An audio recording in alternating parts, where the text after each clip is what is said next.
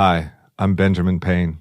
At the K-12 Education Office at Hillsdale College, we support school founding groups and their efforts to start classical schools across the country. Finding the right leader is one of the first and most important steps to building a successful school. While we do consider experience in education, we seek candidates who exhibit unwavering personal integrity, honesty, courage, and servant-hearted leadership. Perhaps that's you. If you're looking to engage in fulfilling, impactful, and challenging work protecting our nation's future and building up the next generation of virtuous citizens, we'd love to hear from you. I'm looking for strong school leaders right now. Learn more about how you can make a difference at hillsdale.edu/leader. hillsdale.edu/LEADER. That's hillsdale.edu/leader.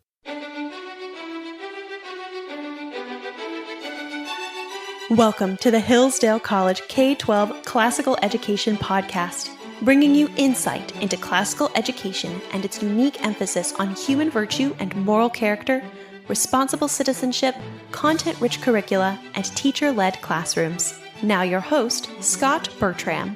Thanks for listening. The Hillsdale College K-12 Classical Education Podcast is part of the Hillsdale College Podcast Network. More episodes at podcast.hillsdale.edu or wherever you find your audio. You also can find more information on topics and ideas discussed on this show at our website, k12.hillsdale.edu. We're joined by Tim Allen. He is founding principal for Southeast Ohio Classical Academy. Tim, thanks so much for joining us. Hey, thanks, Scott. Appreciate the time. Tell us a little bit as we begin about your role in classical education and how your journey began and how your journey continues in classical education. I don't know how else to say it other than I always knew I longed for it, but I never knew its name. And now I kind of got a name to the thing that I long for. And, looking like way back in even the school, going through elementary, middle school, high school, I realized pretty quickly that school was not the place for learning, that you do that everywhere else. And school was kind of the task you do. But I always loved learning. And when I went to college, I had 2 degrees I was in. I was in education for 4th through 9th grade. And I was also taking biblical studies. And I learned pretty quickly that in the one class, you learn a lot of content. And in the other class, you learn a lot of theory and some methods possibly. Mm-hmm. And in the midst of that, what I kind of came to was this weird dialectical dilemma where in one side, I was being pulled into just behavior modification and training of psychology and how to train man. And in the other, I was being told that I should be considering the nature of ways of things. And I should be looking at what is the essence of something and talking about the long-term ends and goals. And at some point in late my junior year, I was trying to figure out in college, how do I reconcile these two? And I had a mentor I had asked that question to, and he said, well, you don't. And at that point, I was left in kind of the abyss, and I went into education trying to figure out what to do with all this stuff I had learned. And as time passed, I'm very thankful for the community I was at up in a school in Columbus. And the people I was with, they made it very clear that you have to teach to the nature of man himself and not try to teach the man as an animal, so to speak. And through kind of that process of thinking about what is the nature of the thing being taught, the nature of the student, the nature of the teacher, and trying to bring those to harmony, I was always longing for this transcendental feel of education, this transcendental view of education. And at that point, I was about a year into that at the school I was in. And then there were some family things that came up and I had to take off. And I took a public school job in North Carolina. And while I was doing that position, I got a full dose of what I felt like education was becoming from a teacher perspective. I saw just a lot of changes, things that were very different even from the private environment I was in. And at that point, about halfway into the year, I just figured, this is not working. Like, why would I do education this way? Why am I doing behavior modification? Why am I just trying to pass endless amounts of redundant content to students? And so I tried to go pseudo-classical because I had been Googling things, trying to figure out what was out there. And I come across classical education from 2 different resources, actually. One was the Cersei Institute, and the other was Hillsdale. And I was reading all the stuff, taking all the online courses, reading all the books. I got into reading as much as I could, just great works, trying to get myself inundated with all this wonderful stuff. And in that process, I ended up getting picked up locally. I was being observed frequently by some local colleges. They were coming in to watch what I was doing because it was radically new, they said. Little did they know the thing I was doing was actually a very old way of education.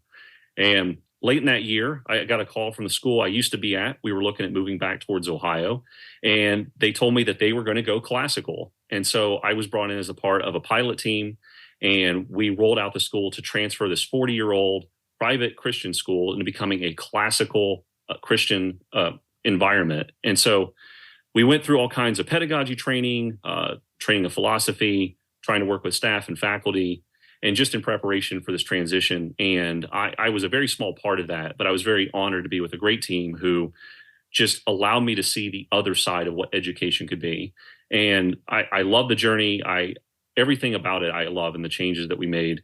And I was able to see everything in a change from the academics to the behavior to probably the biggest word, the culture. The culture of the school changed drastically with the implementation of classical education.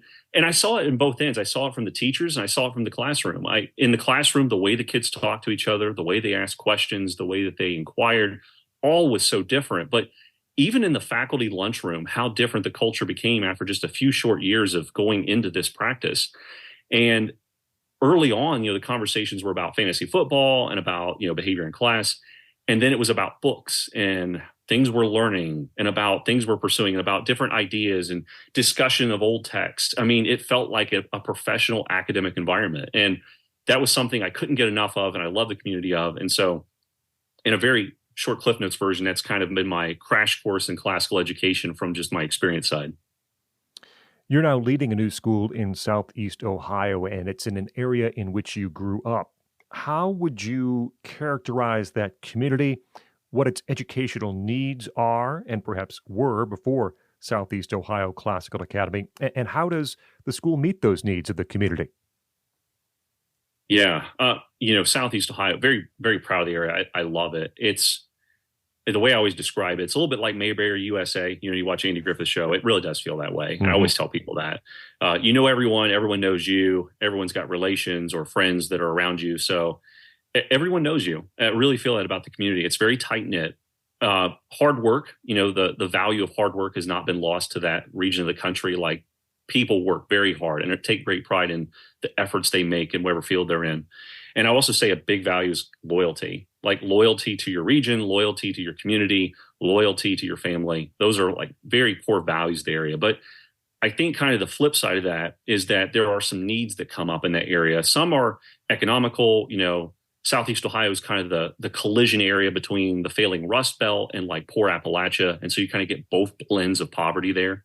There's also just a kind of a lack of awareness of the broader world because of just the lack of connection to the outside environment. I mean, think about like internet. Even in my age, like I remember not having internet in my house and then getting dial up in high school and then going to college and everyone had laptops. And I'm like, why is this? It was very confusing to me, like why there was such a cultural division. And so that's a big difference. Another, I would say, is just the access of opportunities. There's not a lot of industry or innovation in Southeast Ohio. That died off in the early 1900s in the fall of the iron industry. And so there's just not a lot of opportunity. And so for the people in the area, you kind of are where you are. And it's not a bad thing. It's not viewed as a bad thing, but there's just a lack of opportunity and choice. And so from the school side, what we really want to do is really bridge the gap in those needs through the academic program we're offering. Because I think classical education can do that, right? Because if you're talking about gaining an awareness of the broader world and allowing students to access the treasury of ideas that are global, they're transcendental. You can do that through great history and discussion of ideas and good literature. If you're talking about poverty, I mean, a great academic education, even though the purpose of an education is not for jobs and career prep, it sure can help with opportunity, And then with choice, we're allowing families for the first time to have an opportunity for choice, and especially in the charter environment. We are designated as a charter desert, from where the school is located. If you go as the crow flies, there's no school closer to us as a charter school within a 40-mile radius the last time I checked. I think it's 45 actually, but we'll say 40 for safety. 40-mile radius around the school, there are no alternative educational options that are for the public. And so this is really, really radical to the area. And so a lot of what we're doing is trying to educate the local community of what is classical? That's a very different term. And what does that mean? And then charter, what does this mean? And what does it mean to be tuition free? That comes with a lot of connotations that we're trying to educate and get past and let people know, like, this is an accessible, high quality public option for everyone. Yeah, let me ask about that last point, because what was the area like? Did you have to educate them about what classical education was, and how do you go about doing something like that? Oh yeah. I mean, everything from even the way like we're trying to brand and market, we put up early on, classical, tuition free. The connotations was first we're an art academy, which I dealt with when we onboarded our classical school at the last place as well. It's like, okay, now it's an art school. No, it's not that. Classical is much bigger. It means something else. And, also the question of, tuition free. Oh, so you're getting free tuition for the first year, that people viewed it as like some kind of a discount rate. An introductory offer. Yeah. Yeah. Because, you see the word tuition, that means private. And so even trying to think strategically about how are we communicating, because I want everyone to know what this means for the community and how radically different it is. And so we do a lot of things, tons of parent info nights. I'm constantly on the road. I pretty much live out of my car now and just go. I went door to door trying to talk to people. I went to community centers. I went to local like Rotary clubs and just trying to present and talk to educate everyone about what is classical education. So as much as I feel like, my job is growing enrollment and hiring teachers, so much of my work right now is trying to make sure that everyone understands who are we and what do we believe? What does this mean for us? What does it mean for the students that enroll? I want to make sure that that's clear, it's accurate, and that we're articulate in a way that's not confusing. Because I think sometimes in classical ed, the tendency is we kind of get into our lingo, just as every field does, and trying to make sure that I'm not just replicating words that I've used all this time talking about classical ed, to make sure that I can explain it at a very simple beginning level again. Just like whenever I first kind of come into the world of classical and saying, I want this, I want them to feel that as well and understand why this bridges some of those gaps. Talking with Tim Allen, he is founding principal of Southeast Ohio Classical Academy. As a new school leader, you've taken part in some training and support from the Hillsdale College K-12 office. What part of that training has been most helpful to you as a founding principal? And what advice might you give for those looking to become a part of school leadership?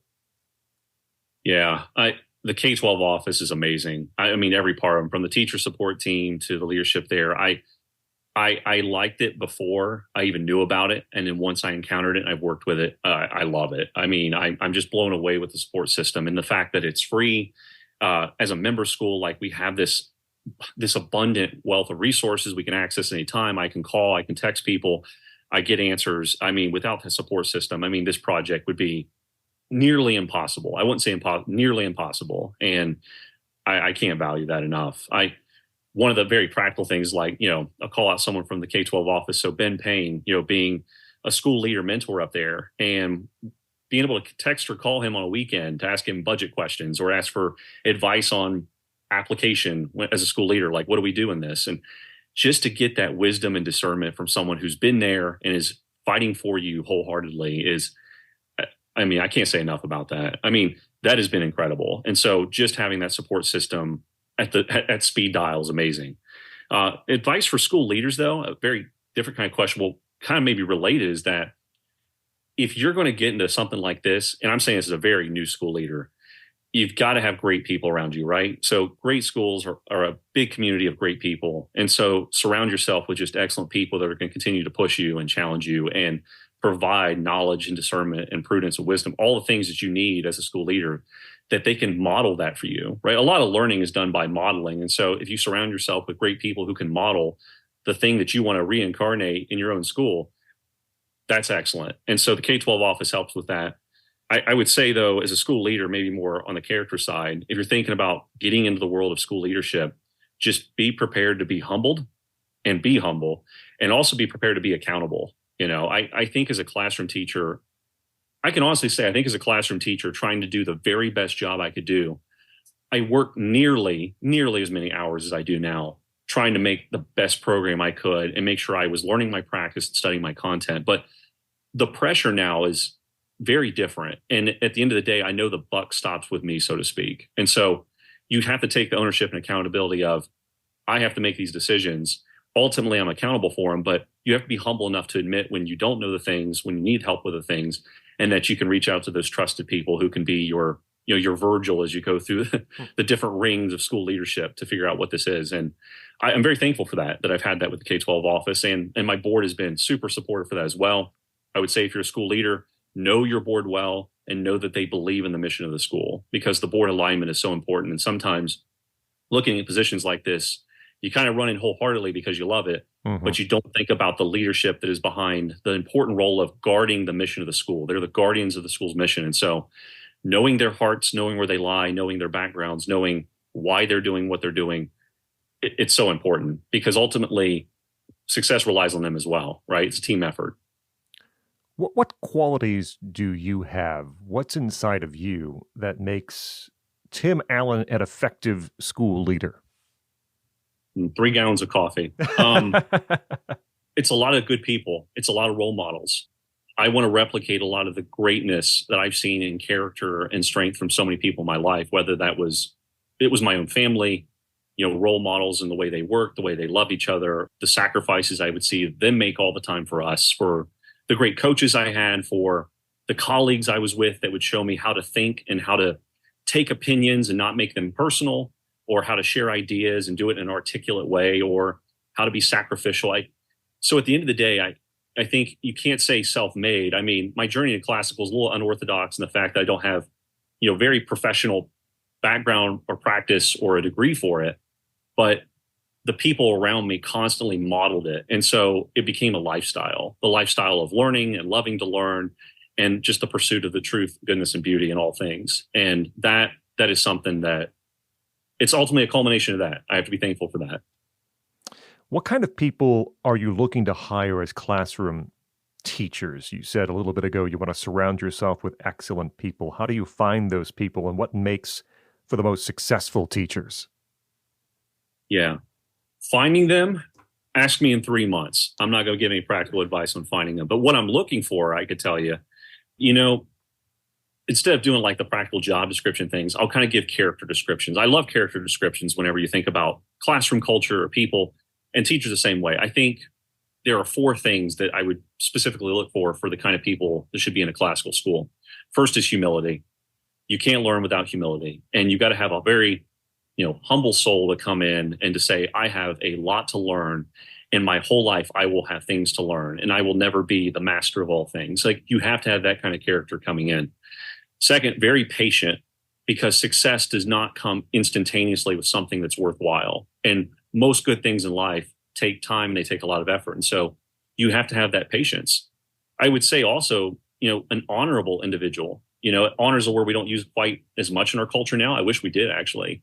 The idea they live an honorable life, that they're the kind of person that you want students to become more like. If they live that kind of life and live it to fidelity in all parts of who they are and all days of the week, those are the kind of people that you want in front of kids, modeling that life for them. And then I would say fourth, probably a little more of an artistic one, or a poetic one, I should say, is deep individuals. People that you want to sit with, you want to have conversations with. They are just deep in knowledge, deep in the love and affection for something that is true, good, and beautiful, that they are all in on it. And they're interesting and articulate to listen to because they just love something deeply. And so those kinds of people, I have found, tend to make really, really great teachers, because they have all those things: the love of learning, the love to continue learning. They have the character strength and do it. I would say the other word that kind of goes with the sense of being, patient, humble, maybe a different way of thinking about it. I had an old cross country coach that just told me, you need a whole lot of grit. That was the way he always described it. I think that word, maybe a parallel being fortitude. You have to have some gritty people, that come in and say, it's going to be hard work, but it's going to be worthwhile.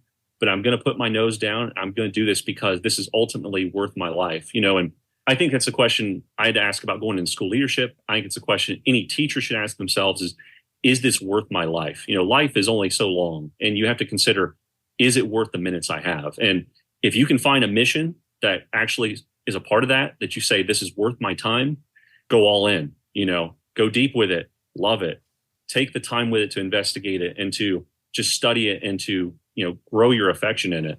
But that's something that you're looking for in these candidates. Honorable, deep, patient, and then throwing out maybe, the grittiness there is kind of that final magic recipe. Are you looking for teachers who are immersed in the world of classical education, or is classical education curious okay when you're looking for teachers?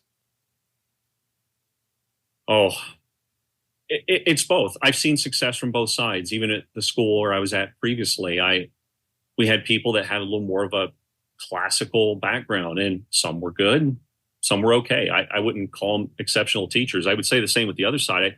I had people who had never heard of the word classical, but man, were they great classical teachers. And then the flip side, there were people who they couldn't sort it out because they never could get behind the philosophy and the pedagogy. So it was probably a bad hire, quite frankly. I think it comes down to the character of the individual, ultimately. Are you willing to go on this journey and be responsible for that and fall in love with it and investigate it? But classical training definitely doesn't hurt. Definitely love to see the people that have that background, or people like, with the Hillsdale background of education. I mean, those people, it's incredible what's being produced. But at the end of the day, I think the most important thing is the character. What is the virtue of the individual, and are they going to live that life to model the core virtues of our academy to these students? And in doing so, I think they're going to ultimately, in practice, be the classical educators we need. Tim Allen, founding principal at Southeast Ohio Classical Academy. Tell people how they can learn more about the new school, how they can learn more about the community, and perhaps also the work of the K-12 Education Office here at Hillsdale. Yeah. If you want to check out more about Southeast Ohio Classical Academy and what we're doing and what we're trying to do for the community, visit our website, socacademy.org. You can check us out on social media. I'm trying to be a lot more active with that recently. If you're trying to learn more about the community, you got to pick up some old books about the pioneers, learn about the history of Southeast Ohio and Appalachian Trail, what was going on. There's some interesting books out there if you look up some historical books on like the history of the iron smelting industry and the collapse that happened in Southeast Ohio. But if you want to learn more about the K-12 office, definitely take advantage of all the resources out there. The podcast is fantastic. Scott does a great job with that, obviously.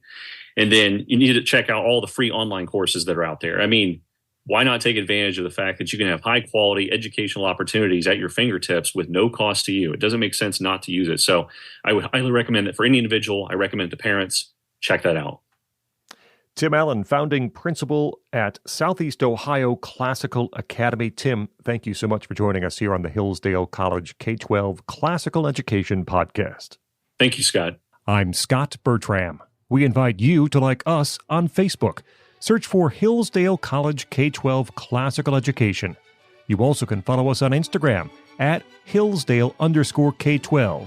Hillsdale_K12 on Instagram. Thank you for listening to the Hillsdale College K-12 Classical Education Podcast, part of the Hillsdale College Podcast Network.